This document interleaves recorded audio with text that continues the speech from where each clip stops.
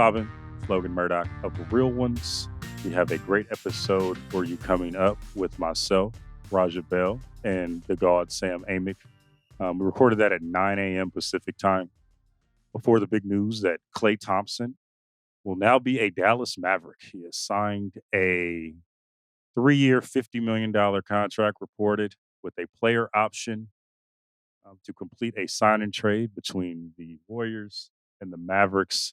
And it ends an era of one of the greatest players to ever grace a Warriors uniform and one of the greatest players in Bay Area history. It's not the way that most people in the Bay Area thought that this was going to end. I don't even think it's the way that Klay thought this was going to end. I remember I started covering Klay in 2017 as a member of the San Jose Mercury News as a beat writer. And I remember every time Klay Thompson was asked about whether he wanted to go somewhere else and play basketball, maybe the Lakers, where his dad was a longtime stalwart on that team, Michael Thompson. He would always say, "No, I'm a Warrior. I love the Bay Area. I'm a Warrior for life." But I think what we're starting to see is what a player wants doesn't always jibe with what the organization is willing to give. And, this offseason, Klay Thompson wanted more than anything uh, was respect in his eyes. He saw how he came back from those multiple injuries and really was a catalyst for the 2022 uh, title, coming back from an Achilles and a torn ACL after he won 3 titles with the Golden State Warriors. He thought that he saw the Jordan Pooles getting paid, the Andrew Wiggins getting paid, and most recently the Draymond Greens getting paid. And he wanted that too. He wanted that respect. And even though, the Warriors will make the argument, well, hey, we offered you 2 for 48 and honestly are going to pay you more uh, year over year than what you're getting now from the Dallas Mavericks. That wasn't enough for Klay. And honestly, if you're Klay, you can't blame him because he is one of the pillars of this organization and will forever be a pillar in this organization. It's a sad day for the Bay Area, um, but I do get why it happened.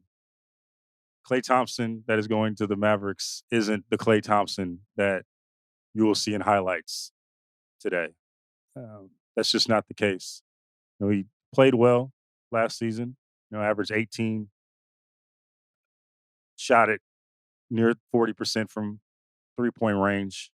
But anybody that looked at him over the last 2 years saw that he has lost a step. So I'm really curious to see what version of the Klay Thompson that we see when we see him on the Mavericks. And this honestly feels like a Dallas Mavericks move, right? And I know we have a lot of Dallas real ones here, but so I don't want to necessarily make you feel sad. But this feels like when they got Lamar Odom in that trade a few years ago. They were coming off a championship, coming off a big, uh, title run with a postseason or going to a finals, and then they go ahead and they double down by picking a name for the sake of the name, right? And I know on paper you would say that, hey man, the Mavericks need shooting, and Klay Thompson is one of the greatest shooters of all time. But if you watched Klay Thompson play day in and day out at Chase Center last year, it wasn't the same one that we were accustomed to seeing in the Bay Area. He got benched a lot, struggled at times, even when he was getting force fed the ball by a lot of his teammates.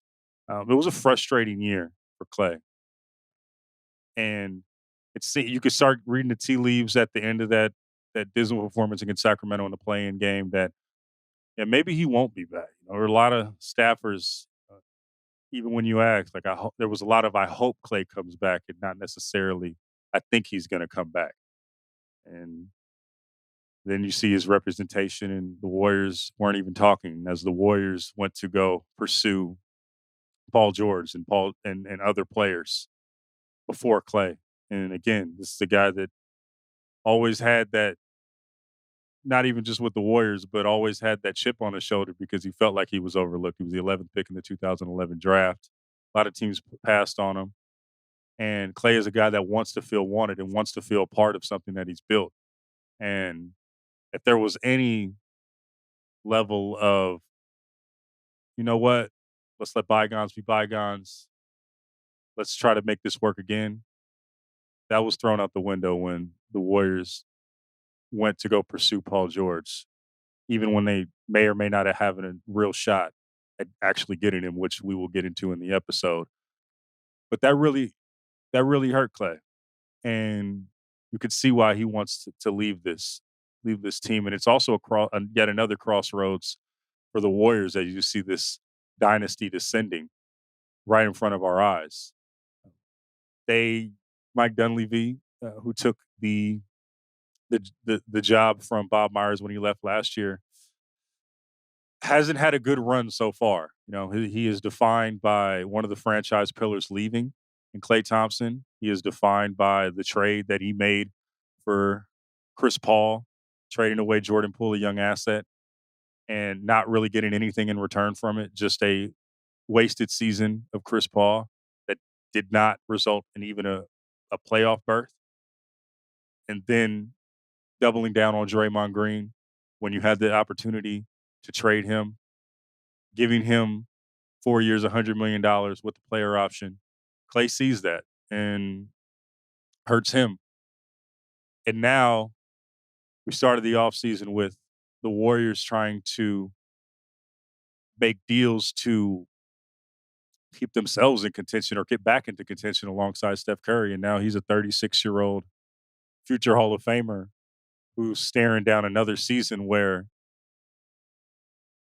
does he make the playoffs? Do the Warriors make the playoffs? If they do, in a Western Conference that's just incredible right now with young teams in Oklahoma City and Minnesota Timberwolves and Denver Nuggets. Go down the line. There's so many more teams that'll eat the Warriors lunch on a nightly basis that are now occupying the West. It's tough. It's tough. This is how the league works. This is how dynasties work.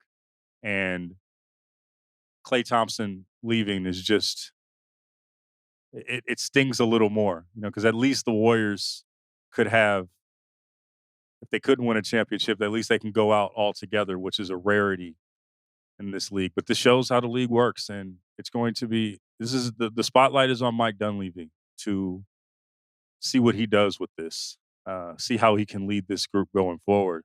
But it's not looking great right now. Um, and I remember, covering the 2022 finals run for the Warriors, and you got a sense that this was going to be their last best shot at it, and they knew. And even in that same breath, they had another opportunity to make it back to the mountaintop. But, things happen, right? You see Draymond his emotions getting the best of himself with his own teammates and on other teams. And, that really stifled a team that probably could have won 50 games last year. And now you have this, and it's a really sad day. And it's something that we're all processing in the Bay Area, something I know Klay is processing. But I'm curious to see what it happens with him in Dallas. He's going to playing on a team that's went to the finals, but I still think you could take Oklahoma City's roster as they continue to build and grow older. I still take that roster on paper over this Dallas team. Still take a look at Denver over this Dallas team. This Dallas team from last year is a uh, beneficiary of winning on the right side of the bracket and avoiding a team that was heavily favored to beat them. So they have a lot of questions that they need to answer, and I don't think Klay necessarily answers those questions. And they gave him a really good deal. They gave him a 3 years, $50 million with a player option. But it's going to be interesting to see Klay in another environment where Dallas doesn't know him. Dallas their fan base is going to have to figure out how they rally around him after all of the battle scars. And Klay isn't of Dallas. He's a California kid. It was a West Coast kid born in Oregon. Played at Santa Margarita High School. Played in the Bay Area. There's a fundamental difference in California life that he's had to live in West Coast life, and now he has to adjust and play in Texas. That's going to be an interesting transition. And when he does have those Klay nights where he's balling, they're going to be great. But he also has those other nights where it's feast or famine with him. And when the famine comes, how is Dallas going to react to that? And, you could say that, he's going to be, he's not going to be, he's not going to be have to be counted on in the way that he was in Golden State. But he's still going to have to play defense. He's still going to have to make big shots. He's still going to have to ingratiate himself with that group. And the feeling was he wanted to get a new start, and he has everything that he wanted. But, Klay, it seems like the grass may not always be greener for him. And he's someone that he needs a locker room to rally around him. He needs an organization to rally around him. And I'm curious to see how the Dallas Mavericks do that. And so, I guess in closing, my thoughts are, it's a tough pill to swallow if you're a Warriors fan or someone from the Bay Area and beyond. It's tough for the NBA to see somebody that's the face of a dynasty like this leave and move on. That's the NBA. And I do know this for certain. The Bay Area will always embrace Klay. That first game back at Chase Center, whenever that is, he'll get a standing ovation. It's going to be awkward. And depending on what he does with Dallas, it's going to be emotional. It's going to be it's going to be a very awkward vibe in Chase Center whenever he comes back. But he's going to get the standing ovation as he deserves, and he's going to get a statue in front of Chase Center when it's all said and done. You always get the impression that it shouldn't have happened like this, but here we are. Klay Thompson is a Dallas Maverick. I'm still getting used to that myself. That's what it is, and that's what we're going to end on. Klay Thompson, Dallas Mavericks. That's weird. Show up next. Real ones.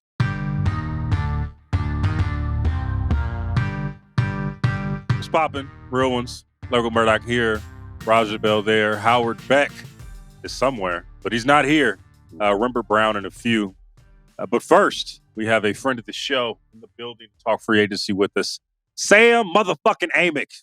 What's going on, Sam? How you doing? Logan, Murdock, Raja Bell. What's up, gentlemen? It's been a minute. Happy to be back. Always love joining you boys. How is everybody? Slow motion today. Slow motion. Hey, listen, Raja may have made some pre-pod demands and probably just tried to rewrite his deal right before you got on the call. He did some Paul George business today. Yeah, he did some Paul George business. Yeah, he did some Paul George business. There's a lot of business being conducted, man. I'm not jelly. I just want to say this before the pod starts. Whatever I might say, let me preface it. It's really not jealousy. It's not. It's true appreciation for people getting to this bag. But this is some wild shit. Would you care to? What's the first deal before we get to the deals that piqued your interest there, Raja Bell? No. I'm I think, in fairness, if I'm going to be honest, it was when I was sitting there in the airport yesterday on my way back from Atlanta, and someone showed me the young fella from the Lakers, Max Christie. Yeah, that deal. Not hating at all again, but that's the one that 4 years, $32 million. Yeah, that's the one where I was like, man, I got to look a little deeper. I got to look a little deeper into this, man. And good for them. Not salty at all, but it would have, Sam. That's pretty. Sam Raja has been double dutching his way into trying to convince himself to get a 10-day deal with somebody. Just somebody. I was going to ask, Raja, when for you was the point of no return where the last thought left your mind about let me get back in the gym and see what I can do here? Yep. It's actually. Are we there yet? No, we're way past that. That boat sailed a decade ago. I was in Cleveland when I was working with Griff and Trent and Kobe Altman, and there was a time where we weren't playing great. We had not gotten J.R. Smith or Iman Shumpert yet, so we had a huge hole kind of in that space. And there were kind of grumblings about how long would it take you to get in shape, like X, Y, and Z. So I actually started working around the lunch hours and in the weight room to try to get myself together, playing a little noon ball with the coaches. And that was, I wouldn't have been any good at that point, but the year after that, it was clear that I couldn't play basketball anymore. Yeah. Damn, that's tough. All right, let's talk about basketball players who can play basketball at a high level. Ooh, 2024. I'm not even start with Paul I'm George. not- I'll try to get my transitions back, Raj. I'm sorry that it had to go on your head. But anywho, let's talk about Paul George. So over the weekend, the Athletic has done a really good job over the weekend in reporting out this free agency. But, we got from the point and the beginning of the Paul George sweepstakes, whatever you want to call it, where in the I guess you call it pre-agency, where he's dabbling with, maybe he's kind of Warriors curious. The Warriors and him are kind of circling each other and seeing what's going on. I do have some thoughts, and I don't think that how. I have some thoughts on the deal in terms of like its one-sidedness and when it was reported out, but like, how do we get from Paul George's pre-agency to, maybe the Clippers, they could maybe figure something out under the second apron, to now he's going to the Philadelphia 76ers? What were the things that led, and based on what you have heard, how we got from pre-agency Paul George figuring his things out and seeing if he wants to stay in LA or maybe come up to the Bay, into going into Philadelphia where he's going to join Joel Embiid and Tyrese Maxey? So, I mean, to me, guys, it's a good old fashioned staring contest where Paul won. I think the Clippers questions like his willingness to do what he did. So there was this widespread belief that because of the way Paul came back to the Clippers, from Oklahoma City, and that deal people always kind of gloss over. Like Sam Presti and Paul had an understanding that if he wanted to relocate, that Sam would help him. So Sam kind of facilitates that deal, gets him back to his home region. Grew up in Palmdale for years and years and years. I always remember I reported when he was in Indiana that Paul was, the quote was hell bent. That one of the people close to him said he was hell bent on playing for the Lakers. He was a Lakers guy. But then it ends up being the Clippers. But I don't think the Clippers believed that he was willing to go to the East Coast, whether it was Philly or Orlando. Anybody who goes to Clippers games, it's not really hard to see the human component, the family component of Paul's experience in LA. You will see relatives, coming to see him after the game. You'll see his family. He really enjoyed living in the city. And I think what they were counting on is that when push came to shove, he wasn't willing to walk. And so, he obviously made that choice. The Clippers would not come off their stance where, they were so restricted by that second apron in terms of the luxury tax, that the way it was put to me by a Clippers official was that we can function like, they're not happy to see Paul George go, but they can function like a regular team again from a roster construction standpoint. All those tools that you lose. What's the plan for the Clippers in the immediacy after this, right? Because on the roster as it stands now, we're talking on July 1st at 10 or 9:30 in the morning Pacific time. Now they have Kawhi Leonard under contract, who is, injury prone, and then they have James Harden, who has had his struggles in the postseason that are well documented, and then they had Kevin Porter Jr., Yep. who has also rounded out the roster with Terrence Mann and Derrick Jones Jr. What is the plan going forward with? Because on paper, that doesn't seem like the team that can compete with the Denvers of the world and the Timberwolves of the world, the Oklahoma Cities of the world. What is the plan? What is the next shoe to drop for the Clippers, if there is one, after this Paul George situation is finally ended?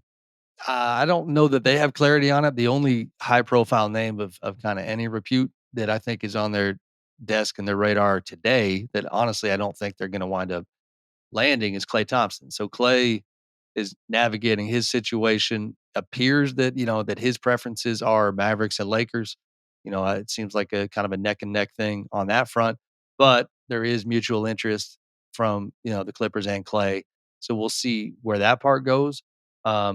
from there, I mean, like always, I'm sure if you broke into the front office and looked at their whiteboard, they'd have a bunch of names that we'd find super interesting. I don't know all those names. I just know that there is a relief that came from, that they are back in the game again with this different optionality. Now, Logan, you hit on the most important part. When you have an owner like Steve Ballmer, when you have a new arena opening in Inglewood for next season, this was not the plan. Like Steve wanted to complete his hostile basketball takeover in LA to, sway Lakers fans his direction to have a better team than the Lakers. The arena, as you guys know, is like a block away from the Forum, and it was just such a kind of a ballsy move, no pun intended, to try to, to do what he's done these last couple of years.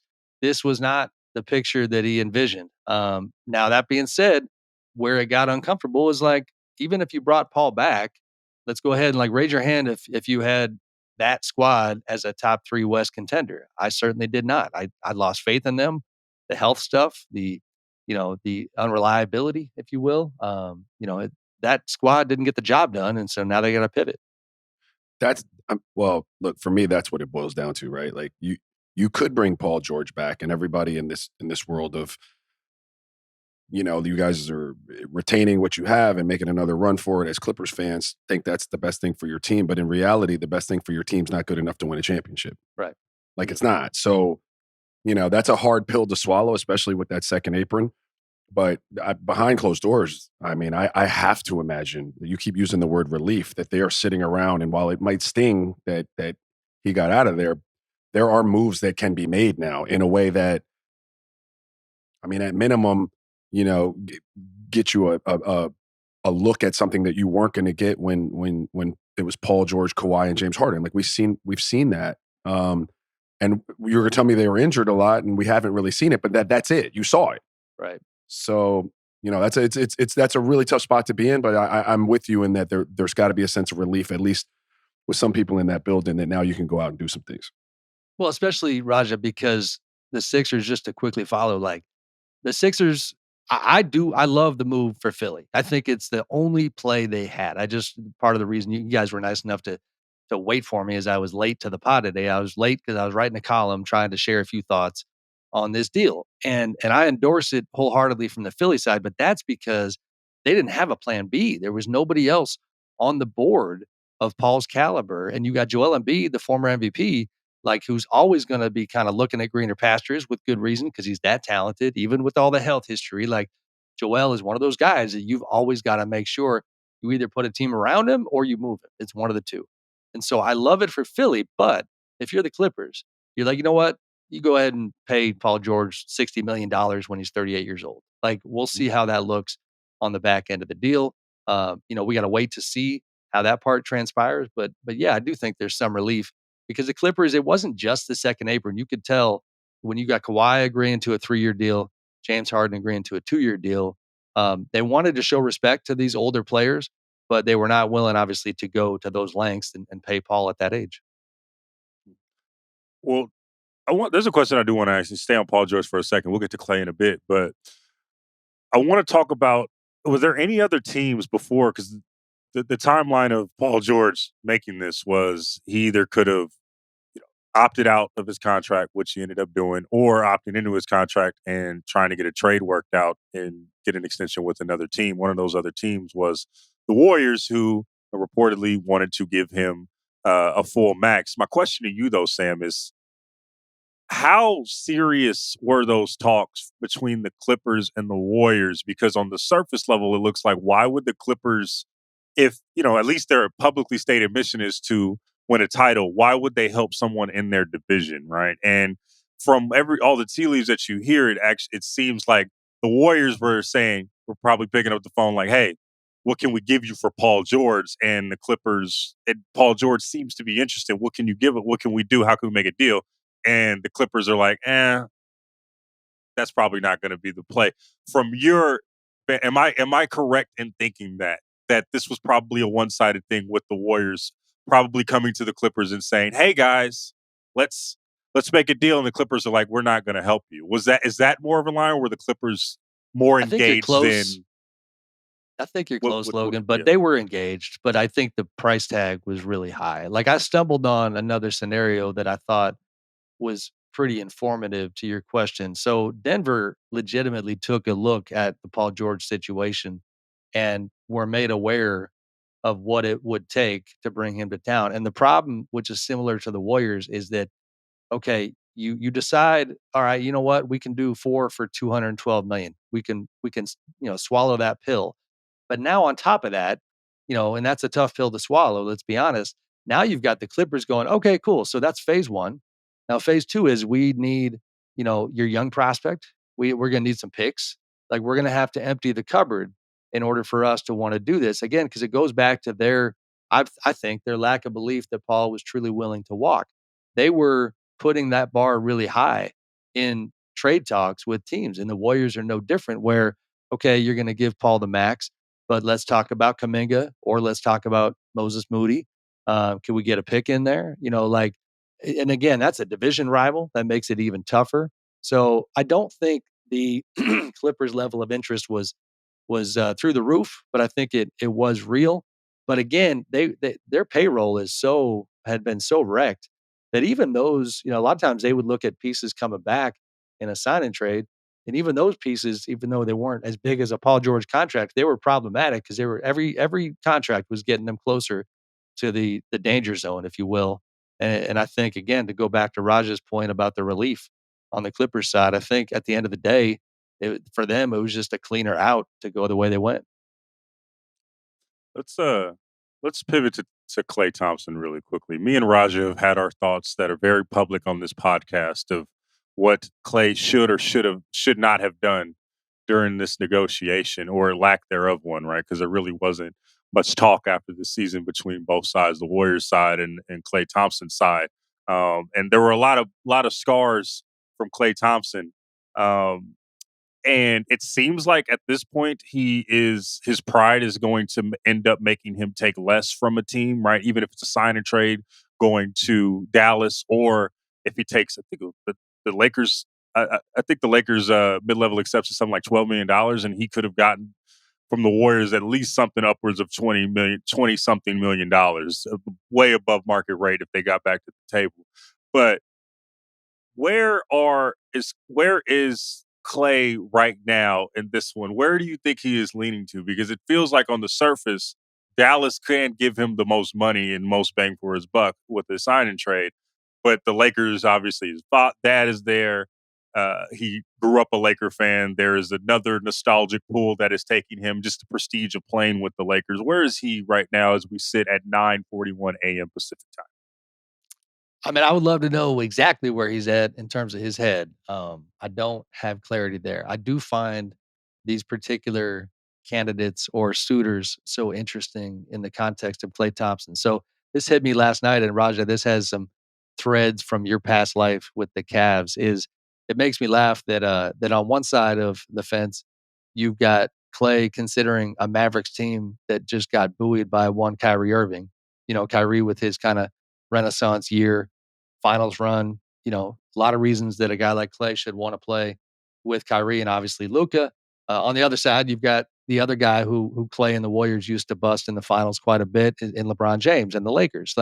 And knowing the Warriors well, the only reason I bring that up, and Logan, you've lived it, is that Warriors Cavs rivalry was so real and so raw that I would love to, if you ask me like what over a beer conversation would you want to have with Klay right now, I would just be like, listen, I don't care what you're going to do, but I want to know like, do you really want to play with LeBron? Like, because you are so competitive, and that was so personal during all those years. I wonder how he sees the LeBron side, but then again, Kyrie's on the other side. I mentioned the Clippers earlier. You got Ty Lue coaching that team. You got like 6 degrees of Cavs coming for Klay's services right now.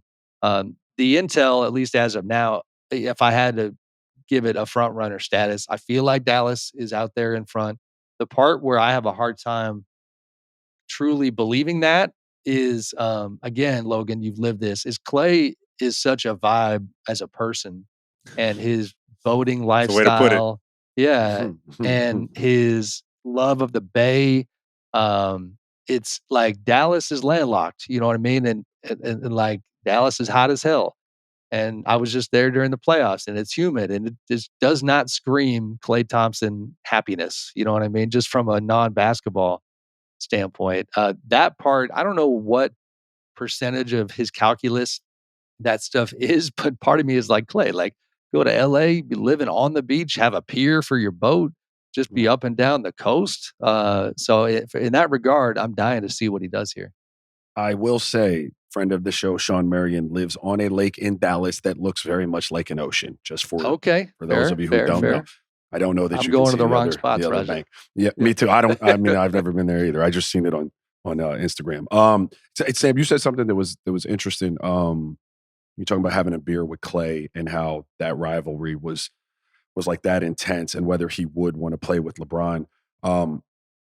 Logan, you said 20 some million versus 12 million, right? Like someone in that headspace that might be willing to take that at this point, to leave somewhere that he's had that much success, sounds like someone that's really scorned. Sounds like someone who, like we talked about it last pod, it's probably deeper than I even alluded to. If you're talking about taking that much less potentially to leave a place with that much history, feelings are heavily involved. In that world, Sam, I could make a case for why you would play with LeBron. Sure. Do you know what I mean? So I just found that it was a really interesting point. I think it was a good one. That's kind of your middle finger to your old buddies, right? Yeah. Like, fuck you, we're out. Yeah. So 100%. that's just really fascinating. And it's real. So I wrote like in late February, this piece that I honestly felt pretty good about, talking to Klay about his adjustment to the 6-man role. And in that story, and reporting wise, we all have these moments where, like, in hindsight, admittedly, I regret not being more direct with some of the information that came my way at the time. I had one paragraph in that piece that talked about how the relationship between Klay and Warriors owner Joe Lacob had been strained throughout the season. And I kept it kind of vague, and it was deep in the column. And honestly, we're all human, right? So part of you is like, man, the Warriors are trying to make this work. I don't need to jam them up right now. But like the intel at the time was like, damn, Klay is pissed. Like, because it goes, way back farther than the offseason. From an ownership standpoint, there wasn't much, if any, communication throughout the season. There wasn't any sense of like, hey, we know that you're not thrilled with last summer and the idea that Draymond Green got 4 years for $100 million, and we only came your way with half that. But there was no sense of like, trust us, we're going to make this right.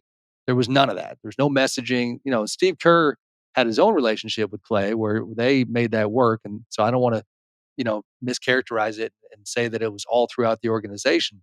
But above Steve, and I think above Mike Dunleavy, like, it wasn't good. And that stuff mattered a lot. And there was confusion in Klay's camp about why they were playing it this way. Now, in hindsight, it feels a little bit like maybe ownership, already knew that they were going to be saying goodbye. And so what do you do when you already know the end is near? You maybe disengage a little bit. But, the feelings are hurt, Raja. I think that's the point I'm trying to make. And I think it's pretty raw. And this is a guy that, the part where I feel bad for Klay, and I've certainly never been in his shoes as an elite athlete, but what you constantly hear is he's really, really struggled to reconcile with the injuries that just took 2 years of his prime away. And that's just something that, he's talked it through like crazy. It's been front and center for years, but he is still not over that. And he still, to a degree, sees himself as that guy from before.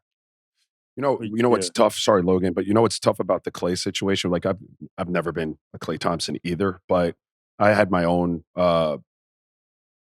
injury kind of riddled last couple of years of a career that I could maybe draw a reference to. And mine, while I wasn't a Klay Thompson talent, the injuries kept me close to what I was, but just far enough away from it where I wasn't as effective, right?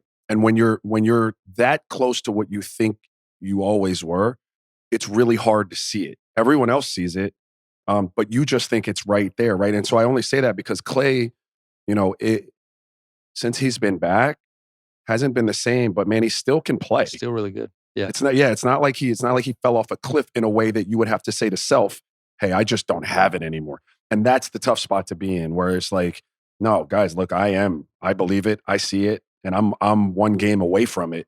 And that one game just is never coming, right? Like, you're just a different person, but you haven't fallen off the cliff either. So Yeah, it's a really tough spot to be in for a lot of pros. You see it happen towards the end of those careers, man. Like it's tough, and it sucks for Klay in the situation with Golden State where there's so many people to take care of, because usually I think in a perfect world you take care of the Klay Thompson, Sure. you know, but like, And Well, I it mean, goes in the back to Warriors' the mind, they luxury felt like they tax. were, right? In the Warriors' mind, they felt like they were taking care of Klay at Or this like they stage, did. right? well, With that's this, fair. That's or fair. they did, right? Because they did give him a max when he was injured, and he didn't even play through those 2 years when he was injured, and they Right. still signed him. Right. And then even on this 2-year extension, me and Raja talk about this all the time, bro. We're giving you over $20 million, 24. Last year was like 24 a year, and he turned it down. And we're giving you a better and longer term offer than most teams will give you. Why are you being so angry when we're Well, taking care of you? the reason is because the dude from the Lakers gets $8 million a year. I started the show with Max Christie. Yeah. Max Yeah, Christie. but that's the reason. Like, that's the I reason. thought Because I have it on my phone here, Raja. I thought Isaiah Hartenstein was the guy you were going to come for. 87 million. Yeah, I like Isaiah. At least with Isaiah, like, as I watched, I mean, I saw it. Like, do you know what I mean? Like, I don't know, it's 87, but like I see the value, and someone else might put a bigger price tag on that, but I see what you do that way. Yeah. And I don't mean to take it back to that, but that's why, right? Like when you're Klay, like you're like 20, yeah, cool, I get it. But like dudes out here are getting 8 for like very limited production. But then you're gonna look crazy out here, Raja, when you go to the Lakers and Max Christie's making $8 million, you're just making $4 million more than him. And when you could have that's why it's a tough thing to do a negotiation with so much emotion, right? Like he's purely doing this off of emotion. Powerful. Pride is crazy on this one. I'm gonna go like Warriors cosplay on you, Logan, like, because you made the point about Klay and like, hey, we took care of you 2 for 50, and this is definitely intel in terms of what you hear. Like, I think his response to that is like, okay, Joe, like you gave Draymond 4 for 100 after he's been suspended countless times, where you can punch my teammate make in an the face argument right in front of me. Yeah, like you make an argument that like he helped you win titles, but he also helped you lose them at the end multiple times. And I've been a good soldier.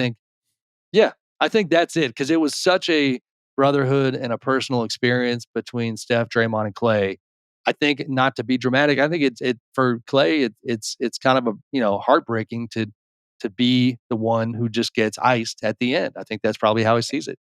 Yeah, and if it's at the expense of Draymond, who, I mean, I'm sure their relationship is, I don't know what their relationship is right now, him and Klay, but I know that they have had some strife in their relationship over the years. Like that has been a foil for Klay for the last few years, or throughout their time, right? Like just Draymond being Draymond. And for that guy, like Steph is the almighty, right? Like if he gets paid whatever, nobody can say anything. But like the nuance in those two's relationship, Klay's and Draymond's, it definitely would play a point. I can see that. I want to go touch on the Lakers, because talking about Klay, we're talking about the Lakers. The big elephant in the room is LeBron, who basically is going to find leverage no matter where he's at. Basically told the Lakers, yo, give me, I will take a pay cut if you find somebody on this specific list. I think DeMar might be on that list. Klay Thompson's on that list. Jonas Valanciunas was on that list, but he's gone. We're about 5 days until Team USA starts, so I'm guessing that's the hard deadline. Like, what is the status of that, and status of LeBron in this context, and how long is he going to give the Lakers the rope to find a player before he says, no, I'm going to get this whole back to Brinks Truck. I need the backs right now. Yeah, I mean, our Lakers beat writer Jovan Buha, I think, had pegged it at like you alluded to, Logan, like the beginning of Team USA training camp, which is on the 6th, that LeBron wants his contract done by then. That list of players you mentioned, obviously some names have fallen off. We'll see if they can land Klay. We'll see if there's a DeMar discussion. DeMar's, the Bulls don't look real interested in winning right now, so I think he's probably looking elsewhere. The unique part of LeBron's situation, obviously, is like, I went from a week ago reporting that LeBron and AD both were really, really, really wanting the Lakers to go all in on draft week, put 3 first-rounders on the table, go get DeJounte Murray, go get one of these guys, and all of a sudden, JJ Redick and Rob Pelinka were talking about the G League team and leaning into player development and, math and all this stuff. Like, this is not what Raja's face. Raja's giving a stank look. Stank look from Ra-Ra. But here's the plot twist, Raja. Then Pelinka, knowing that LeBron probably wasn't happy, says, all right, buddy, well, how about this? I'm going to take your son at the 55th pick. like, what are you going to say now? Calm down. So I think that probably, bought them a little bit of patience. But and we always talk LeBron because he's LeBron. But man, don't forget, I know AD got a few years left on his contract, but they got to keep AD happy too. They're when they fired Darvin Ham, I was told that part of the consideration was, concern about AD being upset. They know that he matters a lot, but I don't know who they're going to get. Raja's blood boil. This is making Raja's blood boil to hear these. No. I'm sorry, Sam, but that made my blood boil with the hey, we're going to lean into player development and get into the G League. That was just whatever. But I'm just thinking about being in a front office at that time with LeBron contract and a small list of players that he would take less for looming on a 6-day window of time. How frenetic that office has to be. That's got to be a stressful work environment. I mean, the meetings I always found, sorry, this isn't about me, but I always found being in that front office when decisions had to be made or around trade deadline, the amount of meetings, right? I'd go into work, there'd be a meeting, be 12 of us in a room, boom. I go back to my desk, there'd be another meeting in 30 minutes. We'd have 9 meetings a day. That's just got to be a crazy workplace for the next few until they figure something out. To that point, this cracked me up. I talked to a front office guy the other day. This was on day 2 of the draft. And obviously this is the first time they've had 2 days of the draft. And Logan, you and I have been buddies for long enough. Thankfully I'm not, rolling like this anymore. But back in the day when I would go cover Summer League and I would do 8, 9, 10 days in Vegas and probably stay out way too late every single night. You catch me on day Summer 7, League day Sam, 8. Baby. Yes, I might have a nickname. They the voice is hoarse. You sound like death. This executive who I talked to on the second day of the draft and after all these meetings and after all this, skull sessions trying to figure out how to build the roster, he sounded like Summer League Sam. And that part of it, I think people don't get to see behind the curtain is to your point, the Lakers group is just frenetically trying to figure out how to make something happen here. Logan, meeting, right? Yeah. Break.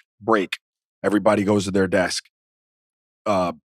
General manager, president, whoever's making call to the owner.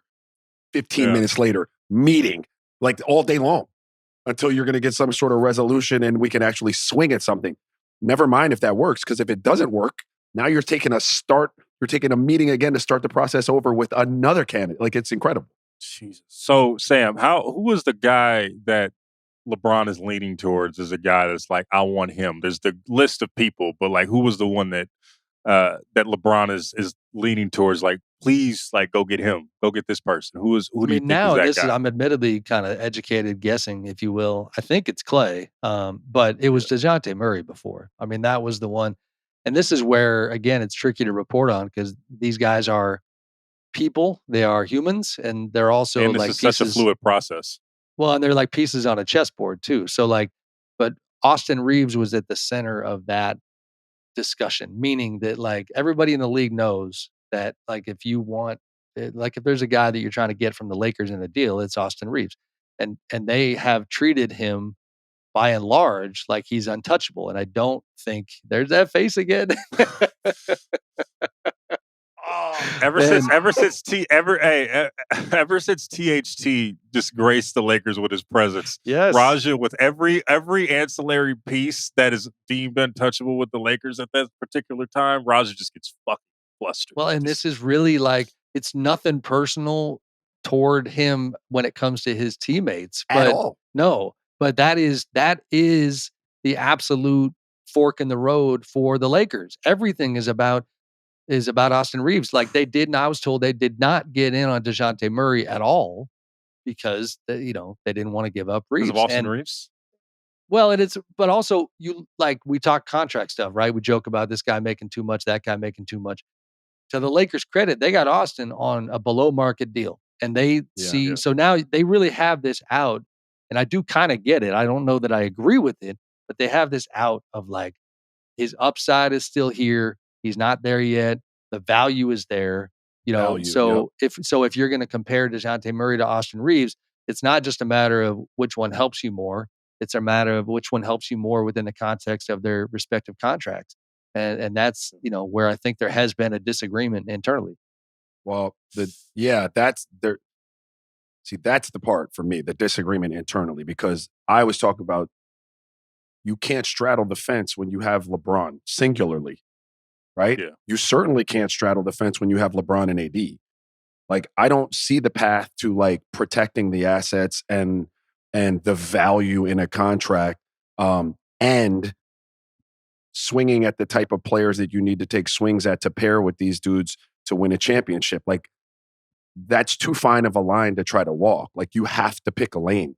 I think the problem though is that the counter from the Lakers side would be, Raja, we still got PTSD from the Russell Westbrook experience. Yeah. I think that's informing this power struggle within the Lakers, is the idea that it has not always been, a dictatorship, if you will. LeBron has had his say at times, and the Westbrook move is a tough mark on his record. And I think something that to this day is playing a part in them, figuring out how his voice is going to be heard. That's fair. Now, if this is if that's a LeBron request, and you guys are taking that approach to a LeBron request, I understand that. I think I might be speaking more in the world of, and maybe it didn't relate to this conversation of, like, if we've identified that DeJounte Murray as a group, as a collective, we've identified that DeJounte is the player we need. We can't let Austin stand in the way of that. Now, if it's, in the other world where it's a LeBron request, I obviously get that a little bit more. But I think what I'm saying is when they decide that this is, and this takes me back, Logan, I say this all the time, is give me the roadmap. Like, I'm old school, man. Like, we're about to take this cross country. Lay the map out in front of me, dog. Show me the highlighter. Where are we going? Mm-hmm. Like, I need to see it all, and then make moves accordingly to get me to that. And so if we've identified a player that's out there that can help us do that, I don't know that I'd let Austin stand in the way of that personally. And it's fair. No disrespect to him. Right. Couple other things that I do want to touch on, that I haven't seen, like, just that I have questions for. We talked about the Paul George stuff and and Klay Thompson. Those have been the storylines of this free agency thus far.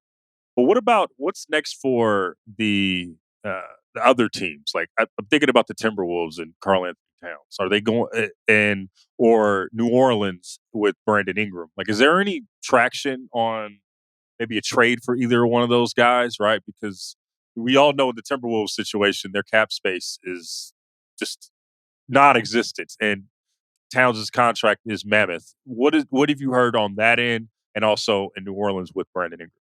So not a lot on Minnesota. I'm cheating and looking at our coverage here on the site. My colleague John Krasinski has got Kyle Anderson likely leaving Minnesota. That's not for sure yet, but signs indicating that they will end up losing Kyle in free agency.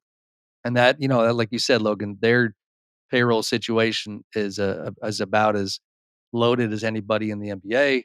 To their credit, even with their ownership drama with Alex Rodriguez and Mark Lore and Glenn Taylor, they appear willing to be in the luxury tax. But it seems like Kyle, who's a pretty important role player for them, is maybe headed for the exits. I'm blanking on, they had another move that maybe you guys can fill in the gaps on that I'm forgetting. They did make another transaction. Now New Orleans is interesting because they do the Murray deal, which I like for their group. They have such a unique approach offensively, like a bunch of different playmakers and ball handlers, not really an alpha from a point guard standpoint, but a bunch of guys who can do it. Brandon Ingram, though, if I had to guess, I think Brandon Ingram is likely headed out, but that's not for sure just yet. I mean, there is chatter around the league that there's talks at the moment. Even in my backyard, the Kings have been tied to Ingram. I don't know who else is in the mix at this point, but it feels like, especially after his pretty underwhelming finish to the season, that ship has sailed and they're probably not going to find common ground contract wise. So I think change is coming with New Orleans, but they're in a good place where they, I mean, listen, if you would have told them a couple of years ago that Zion was going to turn a corner and look like a guy that they could keep investing in and keep building around, that they'd be pretty happy with that. And not that he's proven it just yet, but there's enough momentum on that front that I think they have a direction. Okay. And one last question before we get you out of here. We know Klay's gone from the Warriors. I know that they're going to dangle Andrew Wiggins, that they're going to see what the best he could get out. Maybe if the right deal comes out, I don't think there's even a player out there for the Warriors to part with Kuminga with, but I'm sure they're still active, right? Like, because at this point, if you ended their offseason tomorrow, it would be a very underwhelming. It would be terrible. That wouldn't be it's already pretty bad from the Warriors fan standpoint. Yeah. The Warriors fan base has collectively given Mike Dunleavy the Raja stank face. What else is out there for the Warriors to do? Because it is looking very grim right now for the Golden State Warriors. I should have answered that phone call that was coming through. That was esteemed Warriors beat writer Anthony Slater. He probably could have told me what the Warriors were doing. Yeah, I don't have their roadmap, to use Raja's. I don't know if they have their roadmap at this point. Yeah, and that's. I mean, it's not good, and really, and I know this is premature, but in NBA media, like the unofficial algorithm for when we talk about a team needing to consider trading a star player. I know it's sacrilege to say it because it's the Warriors and it's Steph Curry and it is till death do they part and he's going to finish his career with the Warriors. I'm just saying that if you take that emotional component away and you just look at, the information on the board, if their offseason ended today and there was nothing else, I think it is very fair to say, are you still in the Steph business forever? And again, I think we all know the answer. Like they are. I really think they are. But I do wonder where Steph's head is going to be at. Not from is he going to ask out standpoint, but just a disappointment standpoint. You say goodbye to Klay, imperfect though he may be, and kind of not the guy that he was and before. You don't get Paul George either, right? You don't get a name to come back to, that part. And then, after the last few off seasons, when you flip Jordan Poole for Chris Paul, who you end up waiving. So basically you just did a salary dump. I'd be pissed if I was Steph, but Steph doesn't want to well, let's go even farther really go back. at the front office, right? Like we always, I don't know why we kind of let the Warriors off the hook on this one. Like I remember this is the end of the season 2 years ago. Warriors lose to the Lakers. Walking out of the building and trying to catch Klay Thompson. And I asked Klay about Bob Myers' possible exit that summer. And his quote, I believe, was like, without Bob Myers, there's no Warriors. Like that's all there is to it. And he was rocking with Bob, in a major way, and just kind of talked about how like he's a huge part of their culture. Like if you go from the Bob Myers exit where Joe Lacob didn't want to pay Bob, it's just true. Like the money was a factor there, and they found a way to kind of part ways respectfully and kind of affectionately, and it wasn't publicly all that messy. But that still was like, and I don't know that Bob wanted to continue the job, but it's a little bit like with Klay. I think respect along the way was in question in terms of the way the organization was handling a situation, and then next thing you know, Bob's not there. So to bring it back to Steph, Bob was always an absolute security blanket for Steph. He's the guy that had talked to Draymond when things got sideways. He's the guy that made Klay feel loved, and it's not to disparage Mike Dunleavy at all. I think Mike has had some really good moments in his early tenure, but if this is the way the summer ends for the Warriors, and then certainly from Joe to Mike on down, their fan base is going to be pretty upset. It's going to be tough in the Bay Area.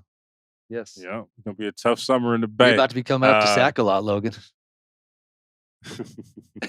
No. Yeah. It's going to be it's going to be, if the tea leaves are reading the way I think it is, in a few years it's going to be tough in Sacramento as well. So it's just going to be tough in Northern California. You're breaking news. That is that is Sam Amick with The Athletic. Thank you so much, buddy. See you in Vegas. It's going to be very, very hot. Can't wait to see Summer League Sam. Up next, much to Raja's chagrin, a motherfucking mailbag. And we are back. We got our guy, our newest producer, Eddie. Yep. How you doing, man? I saw a 619 area code on your phone number, so I think that we're repping San Diego, big time Dago vibes out here. So okay, down here in the South Bay. Let's, Yep. Let's go. All Okay, right. so we got some questions. This is your debut. What we got going? What's up, Eddie? Try not to mess up, but let's go. All right. First question up. Guys, I love the pod. I laugh a lot listening to you. Nobody else combines analysis, behind the scenes insight, and on the MFMI chemistry like the real ones do. Here's my idea. It's more fun than consequential. Opening night should always be a doubleheader between the finals champ and the in-season champ, and then the two runner-ups. So this year, we'd get Lakers Celtics, and then Dallas Indiana. It gives a bit more heft to the in-season tourney without going crazy on it. Should generally produce some interesting matchups while still saving a finals or conference finals rematch for Christmas. Thoughts? I like that. I can dig that. I mean, I really like that. In a world where you're trying to give some more meaning to the in-season tournament, that does that. I think most people like to see a rematch from champions from the past year, whether that be for the whole league or for the in-season. For a lot of reasons, I like it. I mean, I like the fact that he's an avid listener. We had a few folks, Logan, just sidebar, this weekend when I was in gyms in Atlanta. We had a few folks, real ones, real ones. Yeah. So, thanks for listening, man, I my love boy. Atlanta. But I like the idea. I just want to say, I love Atlanta. Atlanta has a very special place in my heart. Shout out to Lithonia. I lived there for a few months. It was really fun. Love it there. The question. The only tricky part, I think, is a good idea. The only tricky part is if like the in-season tournament champion just wasn't like they just fell off a cliff and weren't necessarily good or relevant by the summer. You know, like there's a world where a team just gets hot at the beginning of the season and it just sucks. Like I think we had a really, really good in-season tournament this year. And we just got lucky because the Lakers are obviously always relevant and the Indiana Pacers are up and coming. But like, you know, I like say if like we just talked with about like the Kings, right? Say if the Kings made it and they weren't like the sexy team the next season, right? Like, I think that would be a weird thing for ratings wise for networks to want to get behind. But I do like the idea overall. Yeah. All right. Next question is from Ricky. This one's a bit far-fetched, but let's listen to it. All right. What do you think of Beal for Ben Simmons? Both a gamble at this point. Suns get a playmaker and get good defensive presence, but obviously lose shooting. Nets gain a scorer and someone not afraid to lead next to Bridges. Do a little side bet who plays more games, which player contributes more. Boy, I'm not touching Raja. Ben Simmons. I'm not. Fuck I am no. out. I am hell out. no. And I was a defender. Like 2 years ago, you could pull up the files, man, dig in the crates. I was on here like defending. I am not touching Ben Simmons. No. Fuck that, bro. Dog. That's not even a fair trade. I hear Ben you, Simmons Ricky. does not want to play. No. I feel you in practice, but like also that would never work because KD already played. Well, he was already on a team with Ben Simmons, and that didn't work out too well. And the second thing is, I don't think Ben Simmons even wants to play basketball anymore. I don't even think he even wants to do that. Why would he want? If we had this like line of dominoes, like that all had to fall, like a few have already fallen for the Suns, right? Like we're all waiting to see if the last one's going to fall or if we're going to start stacking them back up. If you trade for effing Ben Simmons, they're gone. They're all down. All dominoes have fallen. We're out. Raja, what would you do if Ben Simmons is a Sun and I just send you to Ben Simmons' Suns jersey? What are you going to do with the jersey? Because that's a troll Logan Murdock move right there. Just like, yo, that is a true troll. Look, I mean, I wouldn't appreciate it. I'm not into a jersey burning or anything like that. And honestly, like all jokes aside, I would love to see Ben Simmons like bounce back from wherever he's been and pick up the career and look good again. To do that. Like I don't even that's think the problem. He's trying to do that, bro. Like, right. He's just getting fits off at the Met Gala right now, like thinking he's more important than he is. All right, let's stop. Last question, Eddie. Who we got for the people? Yeah. Last one from Jacob. In the past year, we've seen the rapid culmination of JJ Redick's post-NBA career as a voice and mind of the game. And it had me thinking about how one good year can change your life. Do y'all think this move will change how desperate teams hire in the coming years? And who might be the next great basketball mind to follow the podcaster coach pipeline? I personally think Could've been Raja Raja would be Bell. fantastic as a broadcaster if that's something he would want to do. I mean, Man, yes, I appreciate that. It was Jacob. Raja is great. Yeah, Jacob. Raja could have did it. Negative. Raja had his Negative. chance. Raja could have been the next head coach Negative. right now, but he didn't want to He didn't want to go on the Brooklyn No, staff. He could have been right there. He couldn't. No, he couldn't have. No. No, listen. Let's first. There's no chance that I could do that. Just way too much goes into that. Like way too much goes into that, and that's why I always say, maybe some people are cut out for it. Clearly, there've been a few success stories with that, but overall, by and large, with no experience, hopping out of like what we do, even the most prepared podcaster or analyst, even the most prepared, you have no idea what sitting in that head seat and running an NBA franchise entails. Like that's just it's huge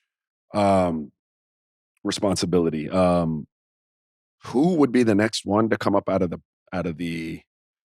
podcast? I don't know. The next wave of guys that go into like the booth, I think, like as the CP3s retire, like I don't think he would want to necessarily coach, but as those guys retire, I think he's a name I would look at. Don't know that he would have any interest in it. Trying to think of other guys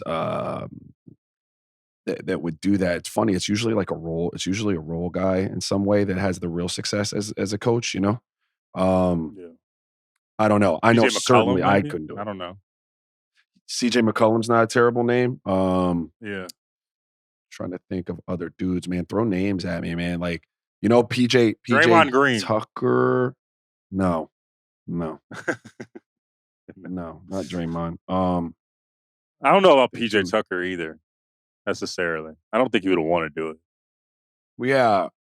One is I'm thinking of like it's a fine line because like I think I'm too emotional to be an NBA head coach. Like I see Draymond in that way too. Like you got to really be able to have that competitive edge and fire, but not have that seep over and have your manhood challenged by someone and you react. And I'm a reactor sometimes in that space. You can't do that as a head coach. You know what I mean? Like you got to really be able to channel that. I think Steve Kerr does a really good job. Hyper competitive, like you could tell, and will bow up, but that's not his first instinct all the time. He controls it. Yeah. So I don't know. It's a good question. Not I though. Yeah. I could be you know what I'm good at? Honest to God, I'm a good assistant coach. Yeah. I'm a good assistant coach, man. Even in high school, I'm a better assistant coach than I am a head coach. I know that. It's not a problem. What about TV? You think you do TV again? Yeah, I never did the color. Like, I had a couple opportunities. I had opportunity to be the TV guy for the Oklahoma City Thunder, but I was going to have to move to Oklahoma City. My kids were really young, and I chose not to do that. So I went to work for CBS. But I would like to do color. I think I could do. I took a couple opportunities when I played. If I was injured, to hop on color, like our local broadcast, and do color for a couple games, and I enjoyed that. Like I'd like to do that. And my family's getting into a place now where, as some of the boys start to leave, like I have more time to travel around and chase them. It's always been about family for me, Logan. So I've always kind of tried to keep gigs where I could be at soccer practice or football practice or, helping my wife get kids to school. And that's been my priority since I retired. Podcast has been great for you. It looks great on you, bud. Phenomenal. Awesome. Logan has been great for me. Thank you. See, I love you, see, you know that. Yeah, you know that. I love you, bro. You know that, dog. So listen, one of my buddies. Matter of fact, it's too much of a love fest. Fuck you, Raja. They can't know that we actually like each other. They can't know that you can't know that. One of my buddies ran up on me, and avid listener in Atlanta, and he was asking me, he was talking about his nephew, who's a really good basketball player. We were talking about, my sons and stuff like that. And then he got to the pod, and he said he loves the pod, and he listens all the time. And he asked about our backstory and kind of how that came to fruition. Yeah. And I told the story again about Bill just putting us on a phone call together, and he was so surprised that we'd only met like once. What's crazy though was like, if people knew how awkward our first conversation was, it was like, yo, I'm Logan. Like, yo, I'm Shout out, Tori. It was like we stretched we stretched like 20 minutes out of a conversation that needed to be 5 minutes, and it was so awkward. So if you would have just go based on that first conversation that we had in July of 2020, I would have been like, the call actually made me more nervous, the initial call. I was like, how are we going to do this? We didn't even do a test pod. No, our test pod. Bro, this is what people don't realize. Like, this is what the magic of our podcast is. First off, the first magic of this episode is that it's 54 minutes in and Raja's still here after saying he would only do 30. The second of this is the magic is what I love about this podcast is that we're growing, like all the listenership and everybody sees a friendship growing in real time. Like literally, like that's the craziest part. That's the wildest part. Yeah. Also, fuck you because they can't know. No, bro. Also, it's weird. People like the pod, and we're at the stage where it's like we don't give a fuck of part of the episode. We're just talking. I was playing pickup the other day, and the person that was guarding me just kept looking at me, and then he looked at me. He was like, as he's guarding me, "You do a podcast, huh?" Yeah. I'm telling you, it's. I've said Shout this. out to all The the listeners homies, know. man. I've said this a million times, man. Like it is so strange and so like rewarding in a way to be standing in a gym, same scenario, and have a dude looking at me and pointing at me. And I know this space well, having played in the NBA. Yeah. You were about to ask me if I am Raja Bell, the former NBA player. And when the words coming out of your mouth are a real one, I mean, It's fucking fire. if I wasn't as brown skinned as I am, I would be blushing. Like it's just like really cool. Yeah. It's so cool, man. All right. Thanks to all the real ones. Love fest to all you guys. No doubt. Little housekeeping. One episode this week. There will not be a Friday or Thursday episode, but we're going twice next week. And then honestly, it's summertime, so we'll fucking see. We'll give you guys updates as we go. That is it. Rembert Browne is up next. All the shits. Bye.